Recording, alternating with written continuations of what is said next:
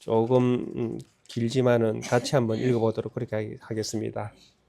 25절부터 마지막 절까지 함께 읽어보겠습니다. 이에 아리옥이 다니엘을 데리고 급히 왕 앞에 들어가서 아뢰되 내가 사로잡혀온 유다 자손 중에서 한 사람을 찾아내었나이다. 그가 그 해석을 왕께 알려드리리다 하니라.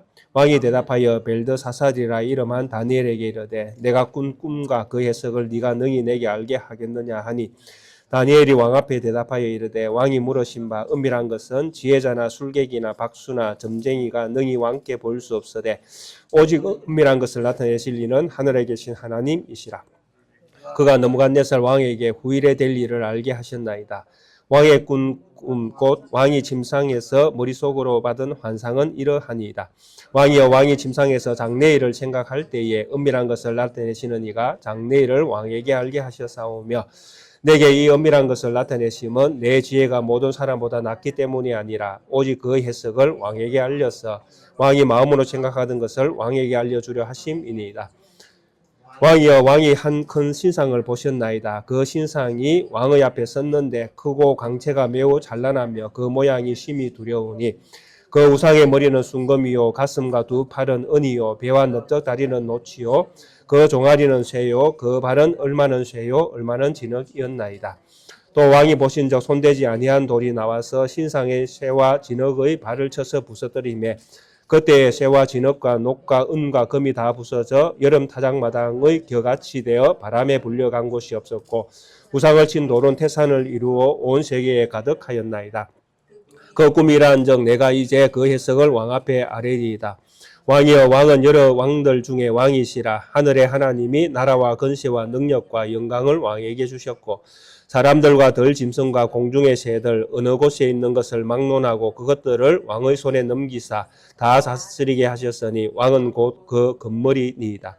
왕을 뒤이어 왕보다 못한 다른 나라가 일어날 것이요 셋째로 놋도 논 같은 나라가 일어나서 온 세계를 다스릴 것이며 넷째 나라는 강하기가 새 같으리니 새는 모든 물건을 부서뜨리고 이기는 것이라. 새가 모든 것을 부서뜨리는 것 같이 그 나라가 문 나라를 부서뜨리고 찍을 것이며 왕께서 그 발과 발가락이 얼마는 토기장이의 진흙이요 얼마는 쇠인 것을 보셨은즉 그 나라는 나누일 것이며 왕께서 쇠와 진흙이 섞인 것을 보셨은즉 그 나라가 쇠 같은 든든함이 있을 것이나 그 발가락이 얼마는 쇠요 얼마는 진흙인즉 그 나라가 얼마는 든든하고 얼마는 부서질 만한 것이며 왕께서 쇠와 진흙이 섞인 것을 보셨은즉 그들이 다른 민족과 서로 섞일 것이나 그들이 피차에 합하지 아니함이 쇠와 진흙이 합하지 아니함과 같으리이다.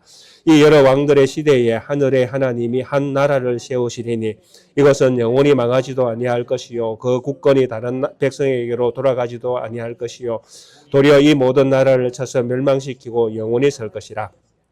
손대지 아니한 돌이 산에서 나와서 쇠와 녹과 진흙과 은과 금을 부서뜨린 것을 왕께서 보신 것은 크신 하나님이 장래일을 왕께 알게 하신 것이라. 이 꿈은 참되고 이 해석은 확실하니이다 하니 이에 느부갓네살 왕이 엎드려 다니엘에게 절하고 명하여 예물과 향품을 그에게 주게 하니라. 왕이 대답하여 다니엘에게 이르되 너희 하나님은 참으로 모든 신들의 신이요 모든 왕의 주제시로다. 네가 능히 이 은밀한 것을 나타내었으니 네 하나님은 또 은밀한 것을 나타내시는 이시로다. 왕이 이에 다니엘을 높여 귀한 선물을 많이 주며 그를 세워 바벨론 온 지방을 다스리게 하며 또 바벨론 모든 지혜자의 어른을 삼았으며 왕이 또 다니엘의 요구대로 사드락과 메삭과 아벳노고를 세워 바벨론 지방의 일을 다스리게 하였고 다니엘은 왕궁에 있었더라. 아멘.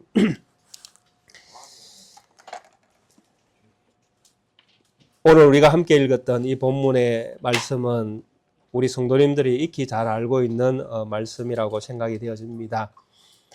다니엘이 워낙 유명한 또 성경의 인물들 중에 한 사람이기 때문에 다니엘의 어떤 행적이라든지 다니엘의 어떤 그 삶에서 나타났던 여러 기적들 이런 부분들에 대해서는 우리 성도님들이 많이 또 익히 알고 계실 것입니다. 그래서 오늘 본문에 있는 이 내용은 뭐 우리가 이미 잘 알고 있는 내용인데 이 내용 가운데에 궁극적으로 우리가 꼭 뭐 좀 생각하면서 조금 우리가 이 말씀이 가지고 있는 방향성 또 이 말씀이 궁극적으로 우리와 어떤 연관을 가지고 또 우리에게 적용을 할 수 있는지 뭐 이런 부분들을 조금 생각하면 좋겠다 싶습니다. 우리가 다니엘을 보고 다니엘서에 있는 이 내용을 이제 시대적 순서에 따라서 성경에 기록되어 있는 순서에 따라서 지금 살펴보고 있는데, 지금 현재 다니엘의 나이는 뭐 추정하기를 15세 전후로 이렇게 추정을 할 수 있습니다. 이런 어린아이 시절에 그 신앙의 어떤 연수로 보면 참 아직 배워야 되는 이런 어떤 시절에 있는 그 어린 소년입니다. 근데 이 소년이 하나님 앞에 기도하는 내용이라든지 또 기도를 통해서 하나님의 응답을 받게 되어지고 또 응답받은 그 내용을 가지고 그 시대에 가장 그 강력한 그 권력을 가진 왕 앞에 섰을 때 그 담대함, 뭐 이런 모습들을 우리가 쭉 살펴보시면 참 이 신앙이라는 이 영역은 정말 이해할 수 없는 영역이다라는 생각을 참 많이 하게끔 되어집니다. 뭐 사람의 어떤 생각은 그렇지 않습니까? 신앙생활도 10년, 20년, 30년 해야 뭔가 조금 아는 듯하다. 뭐 또 조금 그래도 하나님에 대해서 좀 알겠구나, 이런 어떤 생각을 할 수 있는 그런 것들이 어느 정도 세월이 가야 된다라고 우리는 생각을 하지 않습니까? 그러나 이 다니엘을 가만히 보면 뭐 전혀 우리의 어떤 상상을 뛰어넘는 생각을 가지고 있고, 또 그런 어떤 나이에 맞지 않는 담대함과 또 대범함, 또 말씀을 받을 때에 그 말씀 앞에 선 겸손함, 뭐 이런 것들은 정말 우리의 어떤 상상을 초월하는 어떤 그런 모습을 보여준다라고 저는 생각을 합니다.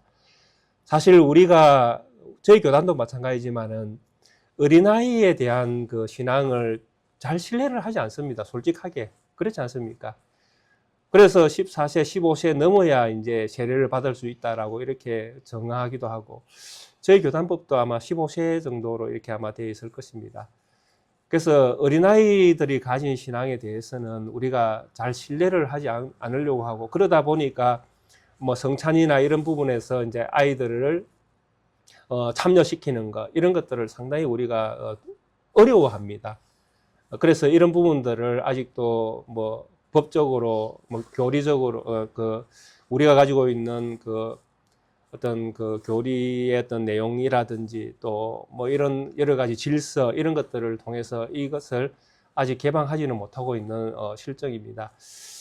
그런데 성경은 참 우리에게 다양한 사람들을 이렇게 보여주고 다양한 연령대를 보여주면서 나이를 뛰어넘는 어떤 그런 어떤 그 신앙의 경지들을 우리에게 보여주고 있다, 이렇게 생각이 되어집니다.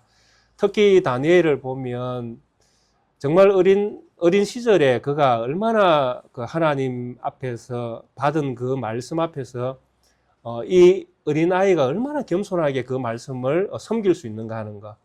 이 말씀은 우리가 받을 때 섬기거든요. 말씀을 섬겨야 되는 자리에 서거든요. 근데 이 아이가 하나님의 말씀을 받을 때에 그 말씀을 정말 겸손하게 섬기거든요. 그러니까 이런 모습들이 정말 우리로 하여금 생각을 좀 달리 해야 되는 이런 부분들이 성경에서 분명히 발견되어진다라는 것을 생각하게 되어집니다. 그리고 또 한 가지는 이 다니엘이 이 말씀을 받고 이 다니엘에게 이 하나님께서 이런 말씀들을 주시는 또 이유가 분명히 있다고 우리는 또 생각을 해야 되지 않겠습니까? 우리 성도님들도 지금까지 신앙생활 하시면서 하나님이 나와 함께 하신다는 것을 많이 경험들을 하신 적들이 있지 않습니까? 그죠?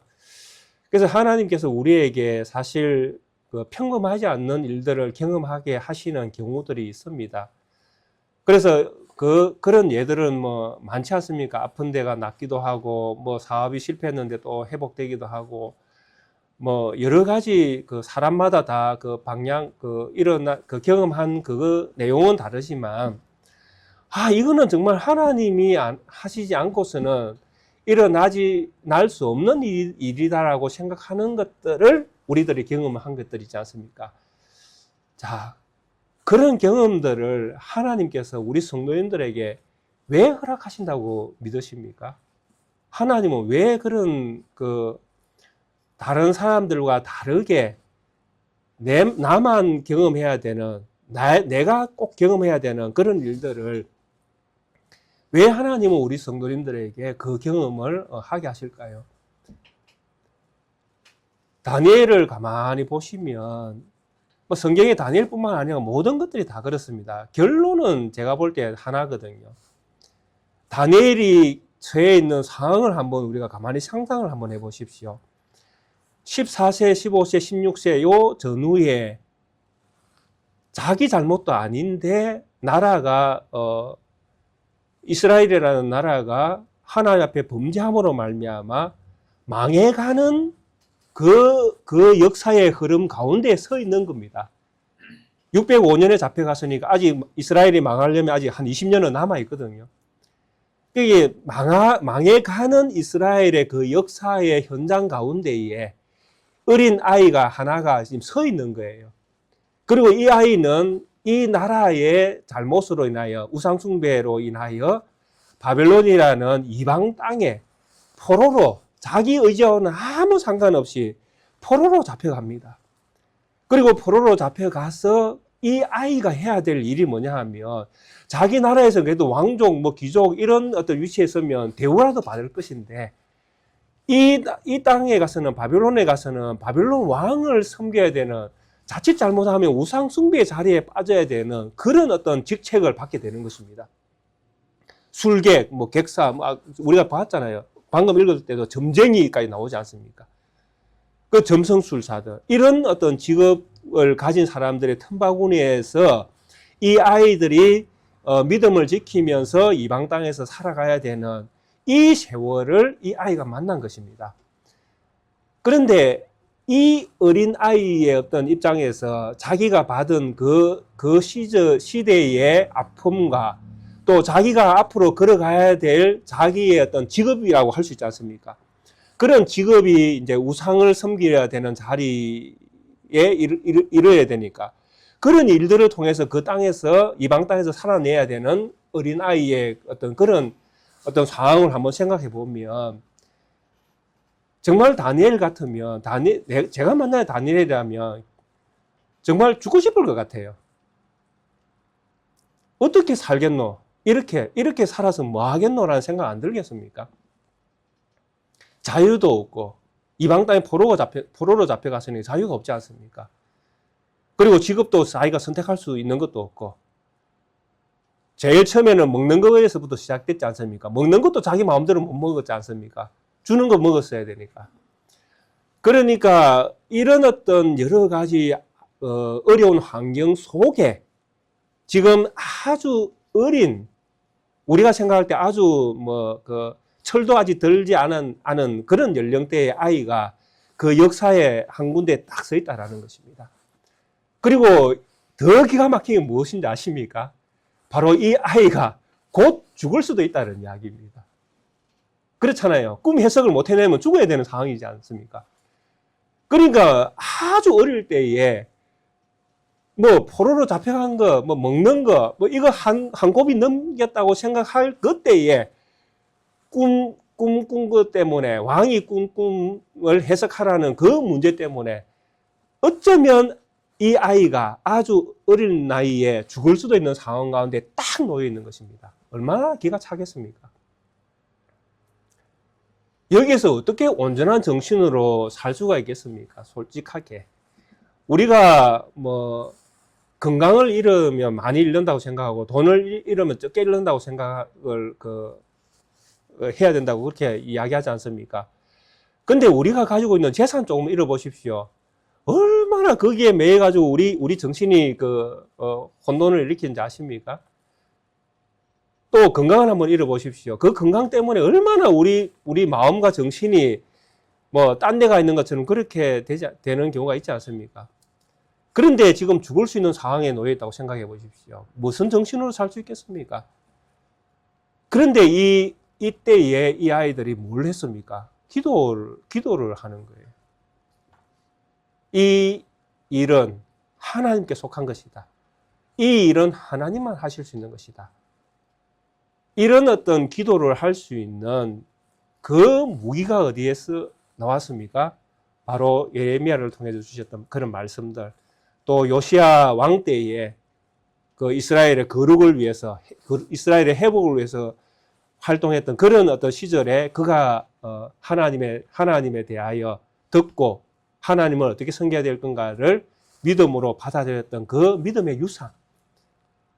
이게 이 어린아이를 살리는 능력이 되었다라는 것입니다. 결국 우리 성도님들이 생각해야 될 그 가장 큰 교훈은 무엇인가 하면 환경이 이야기한다는 게 아닙니다. 우리가 살아가는 우리 성도님들의 모든 환경은 다 다르지 않습니까? 조금 잘 사는 사람, 조금 못 사는 사람, 조금 건강한 사람, 조금 건강하지 않는 사람, 조금 나이가 드신 분, 조금 젊은 사람, 다 다양하게 우리가 살아가고 있지 않습니까?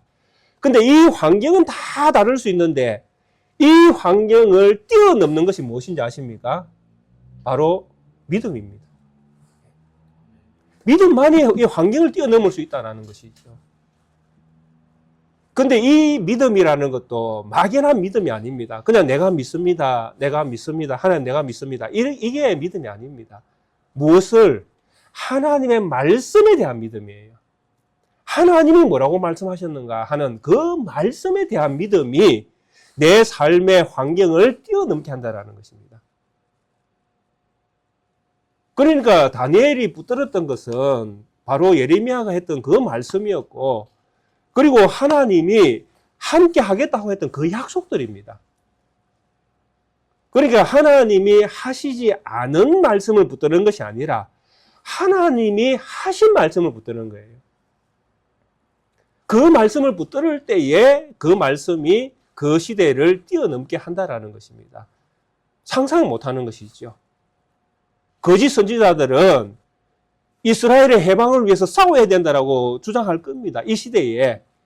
왜? 이스라엘은 선민 사상을 가지고 있으니까. 하나님의 나라잖아요. 그러니까 우리가 이스라엘이 세상에서 가장 중심이 되어야 되는데 바벨론 포로로 잡혀가는 것은 있을 수가 없잖아요. 그러니까 끊임없이 해방 운동을 할 수밖에 없습니다. 이스라엘의 회복, 지금도 이스라엘 회복을 지금 주장하는 사람들이 있지 않습니까? 이 주제는 성경 전체에 나타나고 있거든요. 구약 성경 전체에 나타나고 있으니까. 그러니까 이런 사상들을 못 버릴 수밖에 없습니다. 그래서 거짓 선지자들은 이런 어떤 그 맥락을 가지고 시대를 상관없이 이 주장을 하는 것입니다.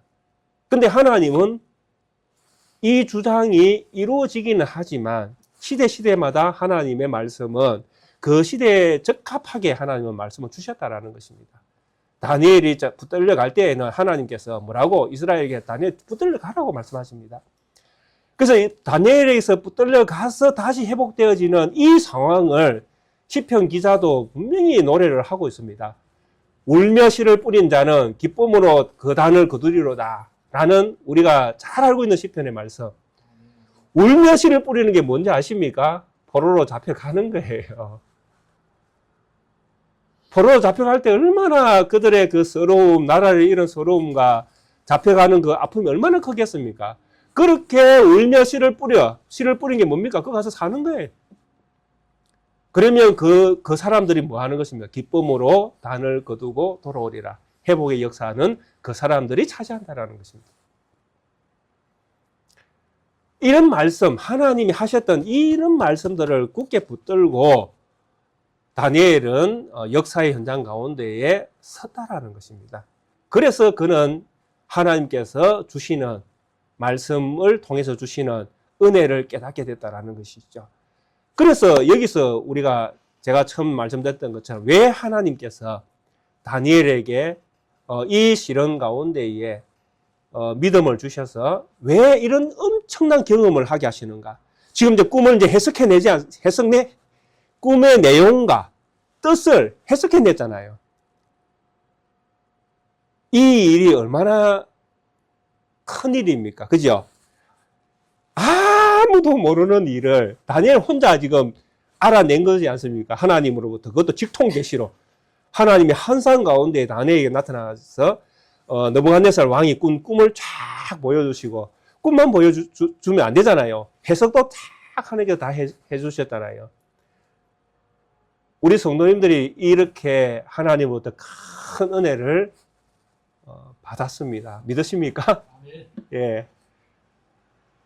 근데 하나님이 왜 우리 성도님들에게 다니엘과 같은 이런 엄청난 꿈을 꾸게 하시고 꿈을 해석하게 하시고 왜 하나님이 우리 성도님들에게 이런 은혜를 팍 부어주십니까? 이유가 무엇입니까? 하나님이 왜 우리 성도님들에게 이런 큰 은혜를 부어주셨다고 생각하십니까? 무엇 때문에?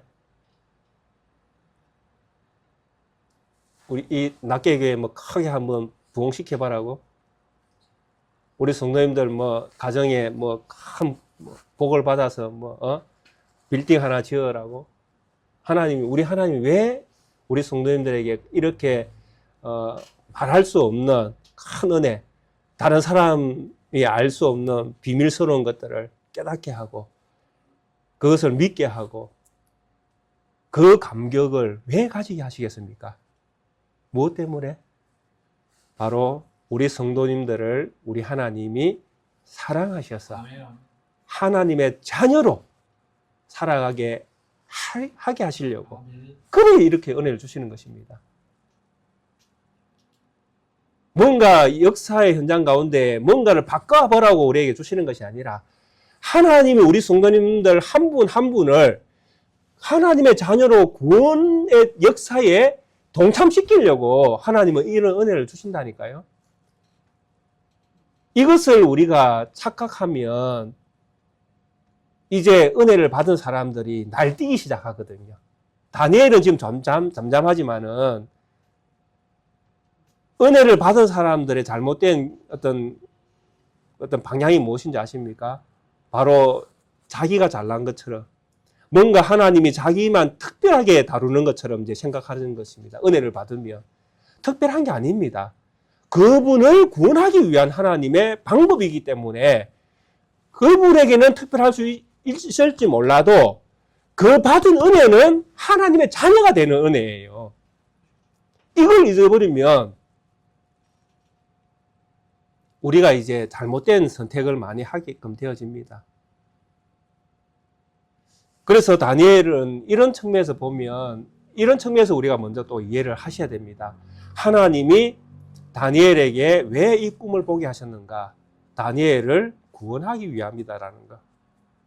하나님은 이미 다니엘을 구원하셨지만은 그 하나님이 다니엘과 지금도 함께 하신다는 것을 보여주고 그가 믿는 그 믿음을 더 견고하게 붙들어주기 위해서 하나님은 이 일을 하셨다라는 것입니다. 그게 가장 중요해요. 다니엘이 꾼 꿈의 내용이 어떻다라는 것이 중요한 것이 아니라 물론 그것도 내용상 중요한 면이 있지만 다니엘 개인에게는 이 내용이 자기를 살리는 거예요. 자기의 영혼을 살리는 기적이 되는 것입니다. 여기에서 가장 중요한 것은 무엇입니까? 다니엘의 믿음이에요. 하나님에 대한 자기의 믿음을 견고하게 해주기 위하여 하나님이 이 기적을 다니엘에게 허락해 주셨다는 것. 그래서 우리가 살면서 기적을 경험하게 되어지실 때에 하나님이 내 영혼을 이렇게 사랑해 주고 계시는구나. 내가 하나님의 자녀로 살아가는 것이 정말 하나님의 뜻이구나. 그래서 하나님께서 나에게 다른 사람들이 알 수 없는 기적들을 맛보게 하시는구나. 그렇게 이해하시면 됩니다. 그렇게 이해되어질 때에 그 은혜를 받은 성도는 어떻게 하나님 앞에 서겠습니까? 정말 겸손하게 하나님의 은혜에 감사하고 찬송하겠죠. 그게 진정한 믿음인 거예요. 그러니까 다니엘이 이 꿈을 꿔서 왕을 완전 놀래켜서 왕도 알지 못하는 그 꿈을 해석해서 자기가 출세하는 이런 어떤 상황으로 이 내용을 바라보면 안 된다는 이야기입니다. 그냥 출세는 어쩔 수 없이 되어지는 거예요. 왜냐 하니까 우리가 이 본문에서도 결론적으로 우리가 이해해야 될 것은 무엇이냐 하면 다니엘이 꿈 해석을 탁 해냅니다. 그러니까 갑자기 느부갓네살 왕이 다니엘에게 절을 합니다. 이게 무슨 말인지 아십니까? 우리에게 주시는 하나님의 말씀이에요. 누가 왕이냐 하는 거예요. 누가 왕이냐. 도대체 누가 왕이냐 하는 것입니다. 느부갓네살 왕이 바벨론 왕으로서 그 자리에 앉아 있으니까 그가 왕이냐? 아니면 다니엘이 왕이냐? 누가 왕인 거예요? 이 성경 본문에서는 누굴 왕으로 보고 있습니까? 다니엘을 왕으로 보고 있습니다. 이것이 우리에게 주는 보편적인 모든 성도에게 주시는 하나님의 말씀이에요. 하나님이 뭐라고 말씀하고 계십니까, 지금? 누가 왕이냐라고 할 때에, 성경의 왕은 누가 왕이냐라고 할 때에 바로 하나님의 계시를 깨닫는 자가 왕이다라는 거예요. 누가 왕이라고요? 하나님의 계시를 깨달은 자가 왕이다라는. 자, 여기 앉아 계신 우리 모든 성도님들은 하나님의 계시를 깨달았습니까? 못 깨달았습니까? 다 깨닫고 계시잖아요. 그러니까 우리가 어떤 삶입니까? 왕 같은 제사장이라고 불려지고 있는 것입니다. 우리가 왕이에요. 그래서 세상은 우리를 섬겨야 될 것들이에요. 왜? 세상은 하나님 계시를 아무것도 모르고 있잖아요. 그러니까 세상을 우리가 부러워할 것이 아니라 세상을 우리는 쫄로 봐야 된다는 이야기입니다.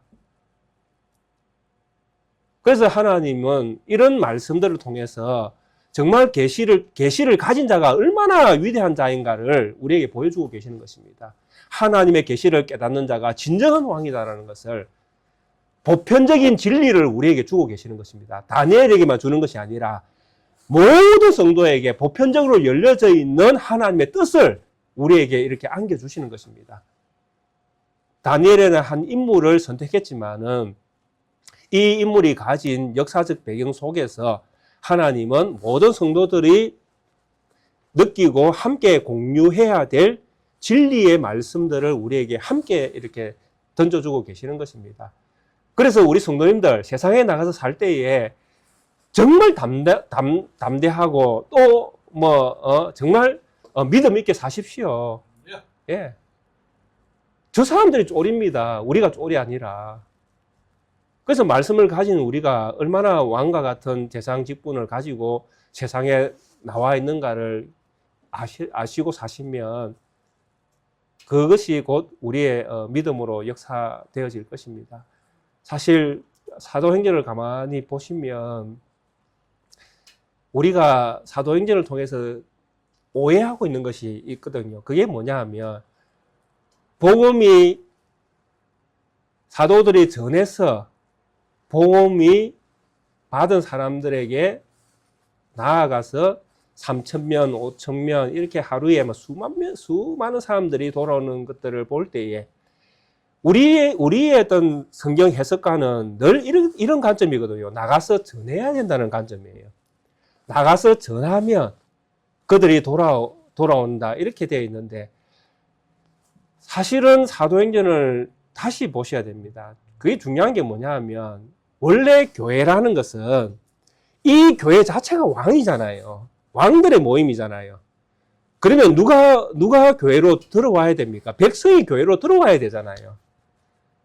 그러니까 우리가 복음을 가지고 나가는 것이 아니라 우리가 복음을 가지고 있으면 바깥에서 들어오는 것이 진정한 전도라는 것입니다. 이해가 되십니까?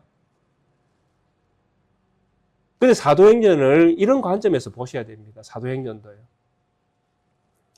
그래서 수많은 사람들이 교회로 돌아오게 되어지는 이것이 포인트거든요. 돌아오는 것이 포인트입니다.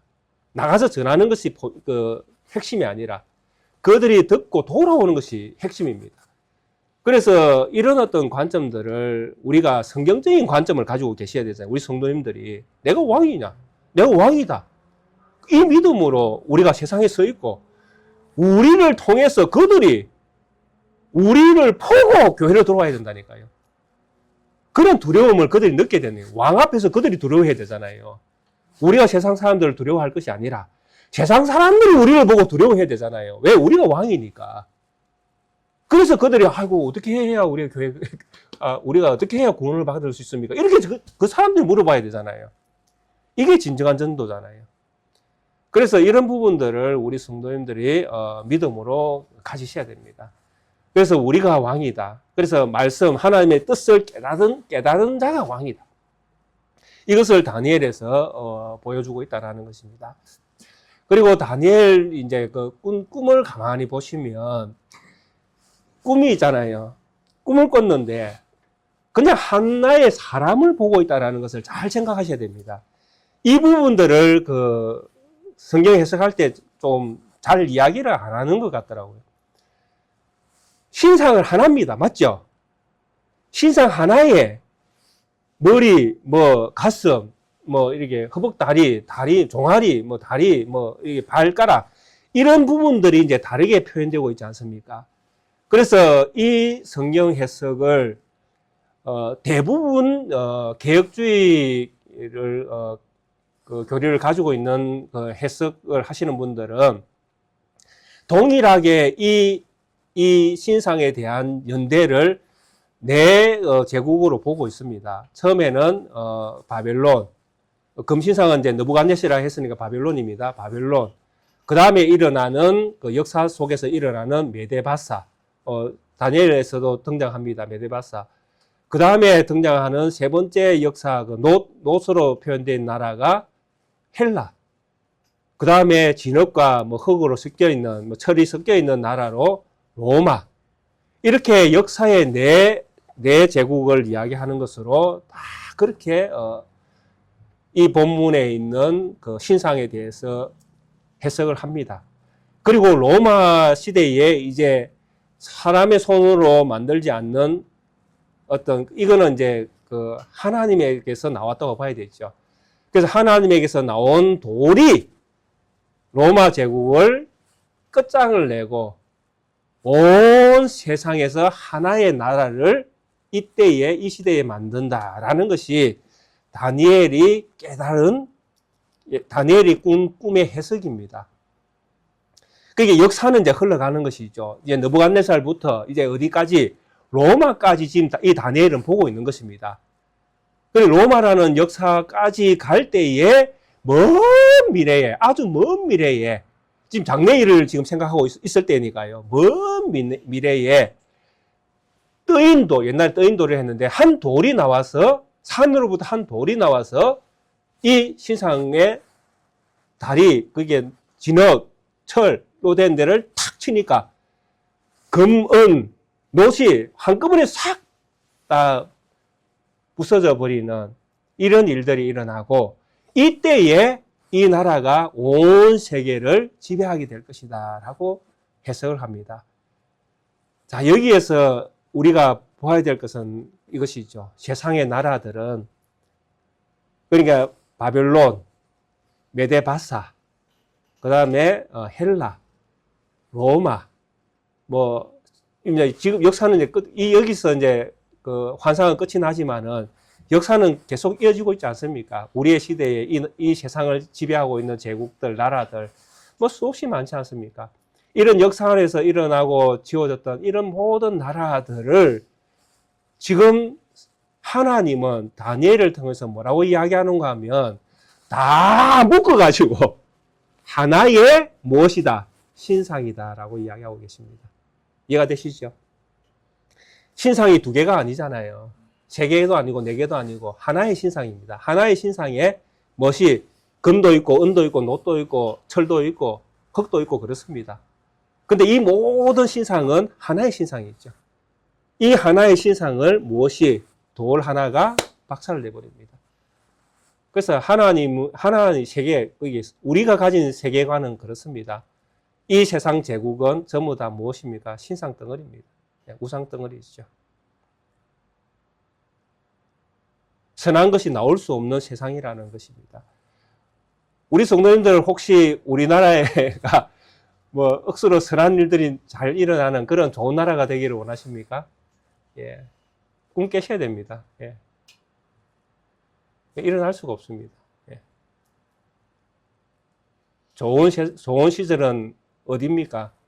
돌이 만들어내는 것입니다. 돌이 뭐 해서 이 세계를 박살내야 새로운 세계가 열리는 것입니다. 이 세계는 한마디로 하나님 편에서 보면 박살나야 될 세계지요. 신상이니까 신상. 다른 신을 섬기는 세상이니까 이 세상은 박살이 나야 됩니다. 그리고 하나님께서 세우는 이 돌로 인해서 세워지는 새로운 나라가 이제 이 세상을 지배하는 세상이 되어집니다. 이 돌이 무엇인지 아시죠? 하늘부터 나온 이 돌. 무엇입니까? 예, 예수 그리스도죠. 예. 우리는 이 예수 그리스도를 우리는 이제 뭐라고 표현하는가 하면 이 세상을 이제 예수 그리스도가 지배한다라고 표현하면 조금 그렇지 않습니까? 이 세계를 우리는 이제 뭘로 지배를 해야 됩니까? 복음으로 지배를 해야 돼요. 복음이 세계를 다 지배하는 것입니다. 복음이. 그래서 사도행전이 이제 생긴 것입니다. 사도행전이 그렇게 해서 이제 복음이 만민까지 이제 복음이 전달되지 않습니까? 그렇게 해서 온 세계가 복음으로 가득 차도록 그렇게 하나님은 역사를 하신다. 하나님의 역사는 그렇게 되어 있습니다. 다니엘을 통해서 주시는 하나님의 역사는 그렇게 진행되도록 되어 있습니다. 그래서 우리 성도님들 그 집에 가시면 마태복음 제일 뒤에, 마가복음 제일 뒤에, 누가복음 제일 뒤에를 보십시오. 다 복음으로서 온 세계를 지배하라고 예수님께서 명령을 내리십니다. 그리고 사도행전에서는 이 복음을 가지고 사도들이 세상으로 나아갑니다. 그리고 땅끝까지 이 복음으로 땅끝까지 지배되어지는 이런 시대를 하나님은 여십니다. 그래서 궁극적으로 우리 시대에 이 다니엘의 예언은 성취가 된 것입니다. 믿으십니까? 예, 성취가 됐죠. 복음으로 우리가 이제 하나님의 나라는 이 세상에 우뚝 서 있거든요. 그래서 제가 처음에도 말씀드렸듯이 우리 성도님들은 자부심을 가지셔야 된다는 것입니다. 우리가 세상의 주인입니다. 세상 지금 열국에 흩어져 있는 이 세상에 많은 사람들이 주인공이 아니라 지금 우리 시대에 하나님의 자녀로 복음을 가지고 믿음으로 사시는 우리 모든 성도님들이 하나님의 왕 같은 제사장이고 이 세상의 주인이십니다. 그래서 우리는 이 세상을 하나님의 나라라 생각하고 다스려 나가는 것입니다. 이 세상을 닮을 이유가 없다는 거예요. 세상과 다르게 사셔야 되는 것입니다. 그게 세상을 깨뜨리는 능력이지 않습니까? 그래서 이런 능력을 우리가 가지고 있는데 이런 능력은 오직 교회에만 존재를 합니다. 다니엘에게도 이미 이야기했듯이 하나님에게 있는 지혜와 하나님에게 있는 이 능력은 정말 세상 것과는 다른 능력들인 것을 우리가 잘 이해하셔야 됩니다. 세상 나라 사람들이 가진 힘을 가지고 나라들을 지배해 가고 있으니까 우리 교회도 힘을 가지고 이 세상을 지배해 가야 되는 것처럼 이해하면 안 된다라는 이야기입니다. 그래서 교회가 큰 건물을 짓고 돈을 많이 저축을 하고 뭐 이런 활동들은 저는 절대로 해서는 안 된다고 생각하는 것입니다. 그렇게 해서는 세상을 이길 수가 없습니다. 어떻게 이겨내겠습니까? 세상을. 똑같은 세상과 똑같이 교회가 닮아 있어서는 어떻게 세상을 이길 수 있습니까? 세상과는 우리가 다른 생각을 가지고 다른 길을 가야 우리가 이기는 거잖아요. 그게 능력이지 않습니까? 하나님의 능력은 세상과 같은 데서 나오는 것이 아니라 세상과 다른 하나님만이 하실 수 있는 그것을 보여줄 때에 그것이 진정한 능력이 되는 것입니다. 그래서 고린도전서 1장에서 분명히 이야기하지 않습니까? 하나님의 어떤 능력은 세상에 알 수 없는 능력이다. 왜? 도대체 자기 아들을 어떻게 십자가에 내보낼 수 있느냐? 이렇게 이야기하지 않습니까? 하나님의 능력은 어디에 있다는 이야기입니까? 십자가 위에 있다는 이야기잖아요. 이 길은 세상이 알 수 없는 길이고 세상이 갈 수 없는 길이고 세상이 가려고 하지 않는 길이다라는 것이죠. 그런데 이 길을 누가 가야 됩니까? 제가 가야 되고 우리 성도님들이 가셔야 되는 것이죠. 그것이 바로 하나님의 지혜이고 하나님의 능력입니다. 십자가의 도가 믿는 자에게는 하나님의 능력이고 하나님의 구원이고 믿지 않는 자에게는 멸망하는 도구가 되어지고 너무나 명확합니다. 우리 예수님께서도 말씀하셨잖아요. 누구든지 나를 따라오려거든 자기 자신을 부인하고 네 십자가를 주고 나를 쫓으라. 다니엘에게 주신 교훈은 이렇게 여러 가지인 것 같아도 다양하게 하나님의 뜻이 거기에 들어 있었고 또 어떻게 하나님께서 그 뜻을 성취해 가시는가, 그리고 궁극적으로 그 뜻이 성취되어지는 이 세상 가운데에 어떤 시대가 열려지는가, 그 시대의 주인공은 누구인가, 여러 가지 말씀들을 다 하나의 꿈에 담아 놓으셨다라는 것입니다. 그래서 이런 부분들을 우리 성도님들이 다니엘서 2장을 읽을 때에 한번 조금 이제 생각하시면서 읽어보시면 좋을 듯 합니다. 어렸을 때 받았던 그 충격적인 상황 속에서도 무엇이 그를 붙들고 있었는가? 진리의 말씀이다. 그리고 그 진리의 말씀을 붙드는 이유가 무엇인가? 하나님이 그 영혼을 하나님의 자녀로 구원하기 위함이다. 그리고 그에게 준 진리는 무엇인가? 이 세상 모든 나라는 우상과 같은 그런 나라일 뿐이다. 그래서 이런 나라들은 곧 깨어진다라는 것이죠. 누구에 의해서? 하나님께서 하나님으로부터 나온 돌에 의해서 깨어질 것이고, 그 돌로 인하여 세워지는 새로운 나라가 이 세상에 세워질 것이다라는 것입니다. 이 예언을 따라서, 이 하나님의 말씀의 능력을 따라서 오늘 우리 시대에 뜨인 돌이 세운 교회가 여기에 서 있다라는 것입니다. 바로 우리가 주인공이다라는 것이죠. 그래서 우리가 왕이고 우리가 하나님의 자녀이고 하나님께서 우리에게 왕으로서의 권세를 우리에게 주셨다라는 것입니다. 그래서 우리 성도님들은 이 세상에서 세상을 닮으려고 하지 말고 세상과는 다르게 사시라는 것입니다. 십자가를 능력인 줄 알고 십자가를 지는 것이 정말 이기는 줄 알고 그 믿음으로 사시면 우리 성도님들이 진정한 하나님의 나라의 백성인 것입니다. 그걸 위해서, 그 일을 위해서 오늘 우리를 하나님은 이곳에 두셨습니다. 우리 성도님들을 이런 면에서 축복하고 이런 면에서 다 믿음의 사람으로 함께 믿음을 지켜가고 있는 것을 참 감사하게 생각합니다. 오늘 우리 주신 이 말씀 기억하시면서 우리 성도님들은 세상을 다른 관점으로 바라보시고 그 관점을 믿음이라고 생각하시고 그 믿음을 지키는 것이 우리 영혼을 잘되게 하는 것이라 생각하시고 이 믿음으로 세상을 이겨내며 세상을 다스리며 세상을 두려움에 떨게 하며 그렇게 살아가시는 우리 모든 성도님들 되시기를 주의 이름으로 축원드리겠습니다. 함께 찬송가 490장 함께 찬양 드리시겠습니다.